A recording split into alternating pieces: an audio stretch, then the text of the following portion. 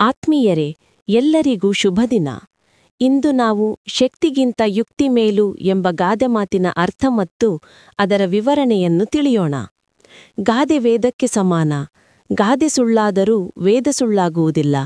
ಗಾದೆ ಹಿರಿಯರು ಹೇಳಿದ ಅನುಭವದ ನುಡಿಗಟ್ಟುಗಳು. ಗಾದೆಗಳು ಆಕಾರದಲ್ಲಿ ವಾಮನನಾದರೂ ಅರ್ಥದಲ್ಲಿ ತ್ರಿವಿಕ್ರಮನಂತೆ. ಈ ಮೇಲಿನ ಗಾದೆಯು ಪ್ರಸಿದ್ಧವಾಗಿದೆ. ಚತುರನ ಯುಕ್ತಿಯು ಸಾವಿರಾರು ತೋಳ್ಬಲವನ್ನು ಸೋಲಿಸಬಲ್ಲದೆಂಬ ಸುಭಾಷಿತವೊಂದು ನಮಗೆ ಗೊತ್ತಿದೆ. ಅಂತೆಯೇ ಶಕ್ತಿಯಿಂದ ಸಾಧ್ಯವಾಗದದ್ದನ್ನು ಯುಕ್ತಿಯಿಂದ ಸಾಧಿಸುವ ನಿಟ್ಟಿನಲ್ಲಿ ಶಕ್ತಿಗಿಂತ ಯುಕ್ತಿ ಮೇಲು ಎಂಬ ಗಾದೆ ಸ್ಪಷ್ಟಗೊಂಡಿದೆ.